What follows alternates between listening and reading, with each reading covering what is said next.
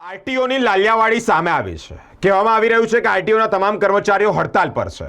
તો એક વ્યક્તિ દ્વારા સોશિયલ મીડિયા પર વિડીયો બનાવવામાં આવ્યો છે અને તેઓ દ્વારા કહેવામાં આવ્યું છે કે જો કર્મચારીઓ હડતાલ પર છે તો પછી ઓનલાઈન પોર્ટલ પરથી તેઓને એપોઇન્ટમેન્ટ કેમ આપવામાં આવી। મિત્રો, આ જાગૃત નાગરિક દ્વારા વિડીયો બનાવવામાં આવ્યો છે અને તેઓ દ્વારા કહેવામાં આવી રહ્યું છે કે તેઓને ધર્મના ધક્કા ખાવાની નોબત આવી છે। આરટીઓનો તમામ સ્ટાફ હડતાલ પર હોય તો ઓનલાઈન પોર્ટલ પરથી તેઓને એપોઇન્ટમેન્ટ કેમ આપી તેમ કહી અને પોતે આક્રોશ ઠાલ્યો છે। નમસ્કાર, જય હિન્દ। વડોદરા આરટીઓની હવે દાદાગીરીને સરકારની મનમાની પબ્લિકને હેરાન કરવા માટે એવી વધી ગઈ છે ને કે પૂછો ના।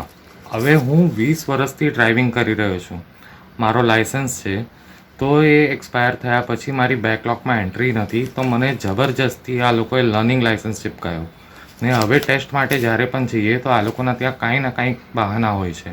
આજે સવારે હું 10:30નો ઊભો છું અહીંયા આરટીઓ પર, હેરાન થઈને કોઈ પ્રોપર જવાબ ન મળ્યું કે આરટીઓ બંધ છે બુધવાર પછી। તો અગર બંધ છે તો તમે લોકો ઓનલાઈન પોર્ટલ પર પબ્લિકને બેવકૂફ બનાવવા માટે એપોઇન્ટમેન્ટો કેમ આપી રહ્યા છો? લોકો દૂર દૂરથી પાદરાથી, સનફાર્માથી, કોલેજથી, સ્કૂલથી, નોકરીથી રજા લઈ લઈને ખાલી ટેસ્ટ આપવા આવી રહ્યા છે, પણ મનમાની સરકારની જે ચાલી રહી છે ડિજિટલ ભારતના નામ પર ખાલી વોટ બેંક જીતી રહ્યા છે।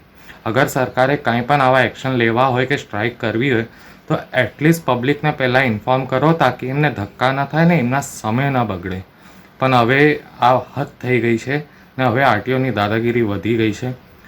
હું સ્પાર્ક ન્યૂઝનો આભાર કરું છું કે એટલીસ્ટ આ લોકો સૌથી પહેલાં કવરેજ કરવા અહીંયા પહોંચી ચૂક્યા છે અને આ લોકોના પગારના ને જે પણ લોચા છે ને જે પણ કારણથી આ લોકો હડતાલ કરી રહ્યા છે તો એટલીસ્ટ પબ્લિકને પહેલાં આ લોકો ઇન્ફોર્મ કરે ને એપોઇન્ટમેન્ટ સ્લોટ બંધ કરે કે આટલા દિવસ અમારું આરટીઓ બંધ છે।